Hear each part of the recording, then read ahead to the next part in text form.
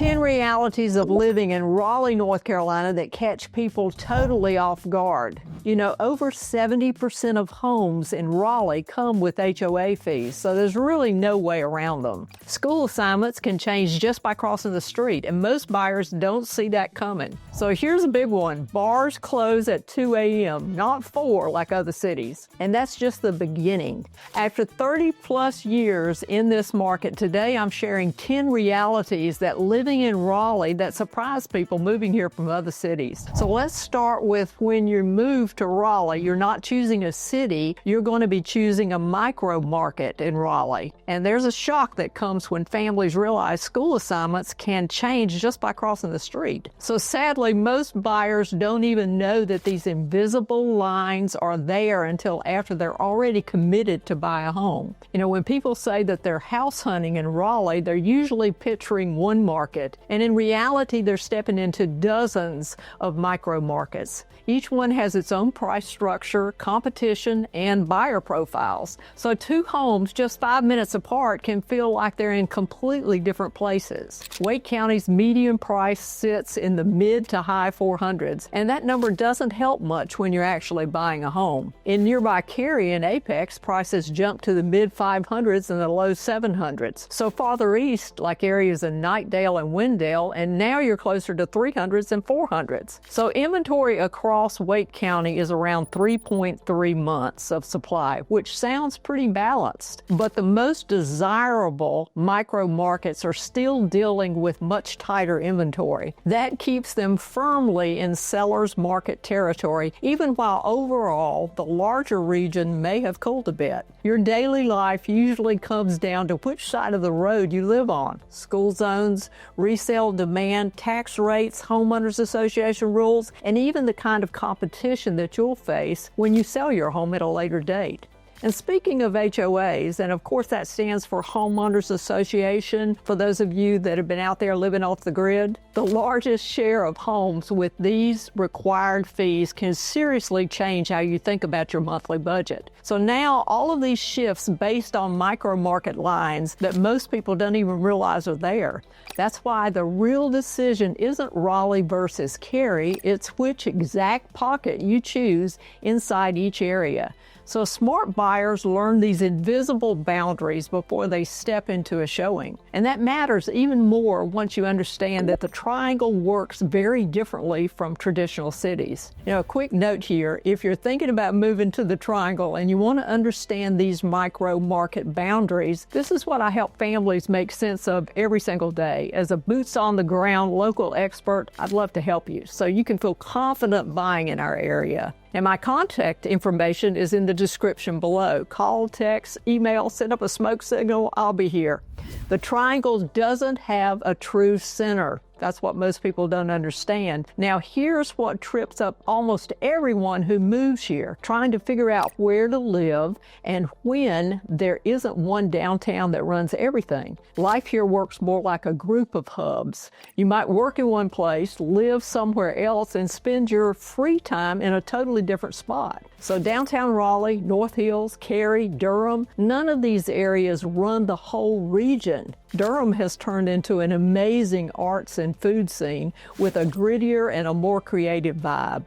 Chapel Hill leans towards the old Southern money, the wine and the cheese crowd, and the very strict development rules that keep home prices high and keep new projects to a minimum. Raleigh itself feels like 50 different areas rolled into one. You've got a busy downtown with Memorial Auditorium for symphonies, the ballet, the theater, plus very different pockets like North Hills, Glenwood South, and Five Points. Research Triangle Park sits right in the middle as a massive job center, but a lot of people who work there live in North Raleigh or South Raleigh instead. So instead of everyone commuting to one core area, you get people traveling in every direction. Living central usually means being close to I-540 or I-40, not downtown Raleigh, and being connected to all the hubs matter more than being near just one. Every area has its own personality, and where you think you'll spend your time usually isn't where you actually end up spending your time. And this commute flexibility matters even more when you talk about nightlife hours that catch almost every transplant off guard. This multi-hub setup completely changes how you should think about location and commute planning. And this variety of options also creates some real advantages when you're searching for a home. In our area, inventory challenges are real, but so is search flexibility.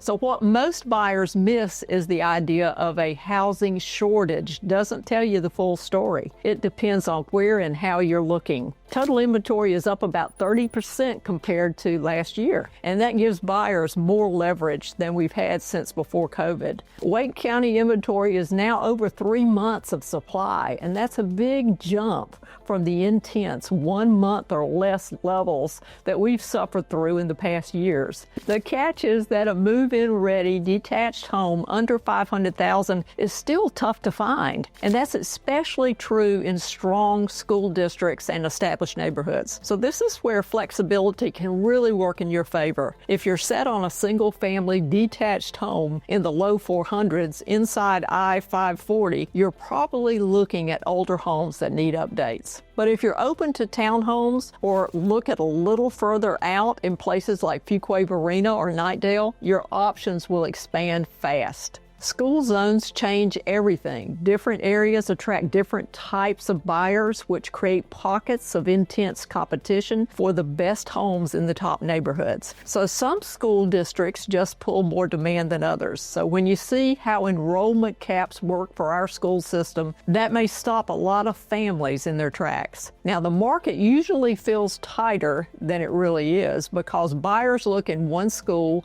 one subdivision, or one builder, and they overlook solid options that are just minutes away. So staying flexible is the difference between landing a home and getting stuck in a nonstop bidding war with a seller who won't budge. And that flexibility becomes even more important once you realize that many homes around here come with strings attached. It's a fact that HOA life is the default, not the exception. So once you realize that avoiding HOAs in modern Raleigh is almost impossible, the way you search for a home has to change. So if you want a home built after 1990, you probably are paying HOA dues. And about 80% of new construction comes with HOA memberships. So the chances of avoiding one get smaller every single year. Across the Raleigh metro, over 70% of listings include HOA fees, and that's much higher than the national average of only 40%. Does that mean 60% of you are living off the grid?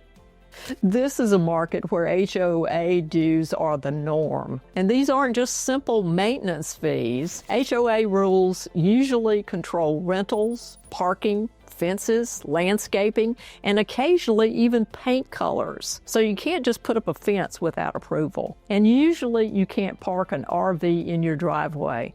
In most HOA neighborhoods, kids can't ride go-karts or four-wheelers either. So if you really want to avoid HOAs, your best option is to consider older communities. Even then, you have to watch out for voluntary HOAs, which can turn into a real headache. So the trade-off is that HOAs usually pay for the lifestyle features that attract people here in the first place.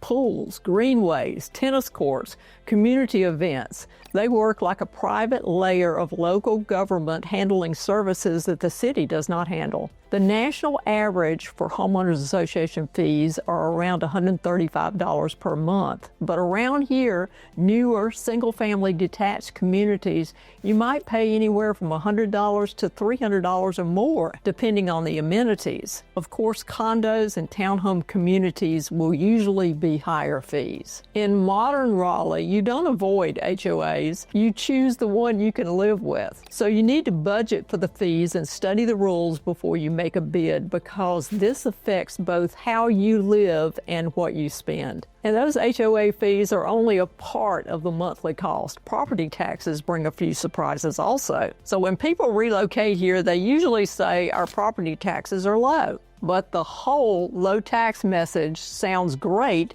until you go through your first revaluation and find out what revenue neutral really means for your wallet. Wake County's 2024 revaluation pushed home values over 50% higher. Even when tax rates got adjusted to be called revenue neutral, a lot of homeowners still saw their tax bill jump. That's because their home values increased much faster than the county average.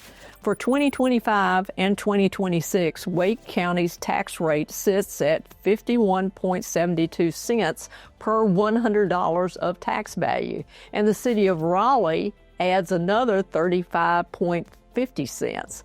So if you factor in other fees, you're paying close to 0.90% of your home's assessed value each year. And that doesn't feel very cheap when the median home values are sitting in the mid-4s. Here's how that plays out. Buy a home in the mid-4s and you're looking at around $4,000 or more per year in property taxes. And that's over $350 a month that needs to be part of your budget, which is many times paid in your monthly payment in PITI. PITI stands for Principal, Interest, Taxes, and Insurance. So when it's rolled into your monthly payment, no big bill comes once a year. The low starting point on taxes is still a big advantage compared to places like New Jersey or New York or Atlanta, but reassessments happen often. Growing areas need more infrastructure, and fast growth pockets usually see the biggest increases. And this matters even more when you add an inspection cost for new construction, which we'll talk about in a bit. But plan for 2 to 3% yearly increases in your long-term housing budget, especially if you're buying in a growth corridor. So the low starting point is real, but it doesn't last forever, and smart buyers will plan ahead. Now, housing costs are only one part of the adjustment. The social scene here runs a little bit different schedule than most major metros. Raleigh is very social, but not a late-night social city. If you're expecting big city nightlife hours, get ready for a reality check that may reset your entire social calendar. You know, most bars in Glenwood South, which is the main nightlife area, close at 2 a.m. on Friday and Saturday nights. That means that once it hits 2 a.m., your options usually for late night are diners or maybe a couple of after bars. And it's always a shock to newcomers to realize that some counties in North Carolina are still dry, and that means no alcohol sales at all. So downtown also has these sip and stroll rules, but alcohol sales stop at 10 o'clock sharp. And that lines up with the city's family-focused early night schedule lifestyle. And that early rhythm makes a lot more sense once you understand how long-term Triangle residents think about their time. This isn't bad, it's just different. The scene around here leans more towards daytime drinking and early dinners, not clubs and running until 4 a.m. So weekends are all about farmers markets, brewery visits, outdoor events, and family-friendly festivals. So if you're coming from New York, Miami, Atlanta, or Vegas, this feels like a real lifestyle shift. Raleigh trades the late nights for early mornings and packed weekends. But here's what balances it out. The daytime and early evening scene is strong with some of the best breweries, restaurants, and outdoor events and concerts in the Southeast. The social energy is definitely here, but it runs on a schedule that works better for most families. And this schedule starts to make even more sense once you experience the region's seasonal extremes. Weather is a double-edged sword in the Piedmont area of North Carolina. So welcome to what locals call the pollening season.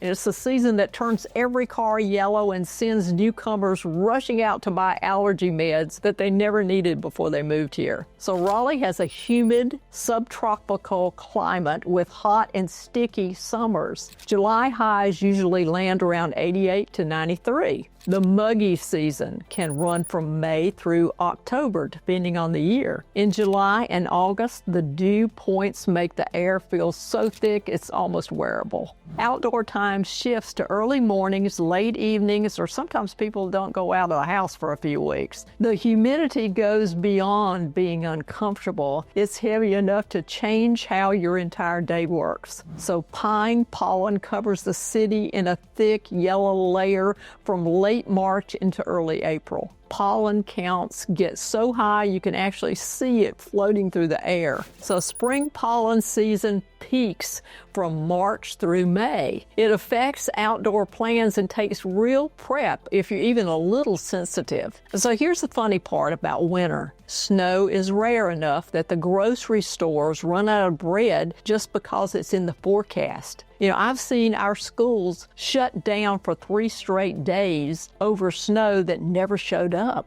We love snow around here because we rarely get it. You don't escape seasons in Raleigh, you just swap which ones are the tough ones. Summer humidity instead of winter snow. Spring allergies in exchange for perfect fall weather. People who live here plan outdoor time for mornings and the evenings in the summer and expect to manage allergies in the spring. This seasonal setup affects everything from power bills to kids being outside.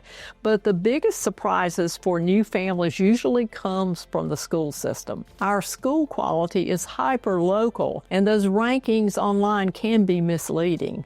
Online school rankings don't help much here. Enrollment caps mean the school you're zoned for might not even take your child, which leaves families scrambling for backup plans that they never expected. Wake County Public Schools keeps an enrollment cap list, and it includes the highly sought-after schools like Abbott Creek Elementary, Apex Friendship Elementary, Middle and High School, White Oak Elementary, and Mills Park Middle, and these are just a few of our popular schools. So families who move into these zones can easily get pushed to overflow schools that can be miles away. And in Wake County, you can buy a house right next to a top-rated school and still not be allowed to send your kid there because the school is full. 2 schools with similar ratings can feel very different in culture and academics. Some areas perform better year after year because of consistency and strong community, not just the test scores. The district's enrollment plan openly says trailers and enrollment caps are necessary to deal with overcrowding, and that means your base school assignment is never guaranteed. So school placement can even change based on which side of the street you live on, and that micro-market issue shows up here again. School choice impacts resale value and daily life more than most people expect it to. Homes in top school areas usually sell for 10 to 22% more than similar homes in average districts. Parental involvement in these top areas also boosts education quality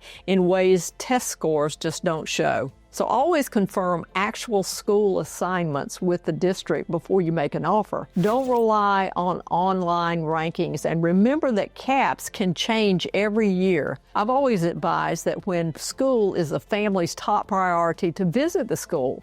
We have a go-to counselor in most schools in our area, so just ask us and we'll connect you. Doing this homework early helps you to avoid costly surprises and forced moves later on. Now, school research matters a lot, but so does understanding what new construction really means in Raleigh's fast-growing market. Here's the reminder. New construction requires due diligence. Here's the thing. New doesn't always mean perfect, so skipping a professional inspection on a brand new home is one of the most costly, expensive mistakes a buyer can make. Builder reputation, build phase timing, and what's planned around that neighborhood matter a lot. So some new areas grow slower in value if buyers shift towards the nearby communities or if roads and services don't keep up with the pace of growth. So you'll see big national builders builders like Lennar, Pulte, True Homes, and many others in our area. And you'll also find local custom builders that offer more personalized options. One upside with custom builders is that if they're still in business, they'll usually come back and fix the issues 10 years or more. Most tract builders usually drop at 1-year warranty. Raleigh's building codes are fairly strong, but the speed of construction creates quality issues and things get missed when houses go up fast. So that's why the 11-month warranty inspection is standard in North Carolina. I always advise homeowners to hire a private inspector right before their 1-year builder warranty ends to catch issues with roofs, HVAC systems, foundations that weren't obvious at closing. Local inspectors will tell you straight up that the city code checks are the bare minimum, not real quality control. So new homes frequently fail independent inspections for cosmetic and functional problems that proper oversight would have caught earlier. So big builders are moving fast to meet demand, so skipping an inspection on a new build isn't saving money, it's taking a big risk. Plan for professional inspections even on new construction. Research builders' reputations carefully and remember that new doesn't mean perfect. So all these realities point to the one key approach that separates buyers who succeed here from those who get burned. Raleigh real estate rewards long-term thinking. But the biggest mistake people make in Raleigh is definitely rushing decisions in a market that rewards patience and smart planning. So this market quietly favors buyers who think 5 to 10 years ahead. Short-term buyer thinking, rushing the process, chasing the trends, or ignoring resale details is where people usually get burned. So even in today's calmer market, triangle home prices have held up well and continue to appreciate every year. We're seeing year-over-year gains of around 1 to 4%, and we're not seeing big drops, nor do we have foreclosure market. Median home prices are staying in the mid-4s, even with higher interest rates, show that there's a strong local pricing floor here thanks to steady job demand. COVID caused some fast price jumps and relocation is still happening at a very high level, but the core fundamentals haven't changed. I always advise that you buy a home like you're going to sell it next week, even if you think you'll stay there forever. Pay attention to the school districts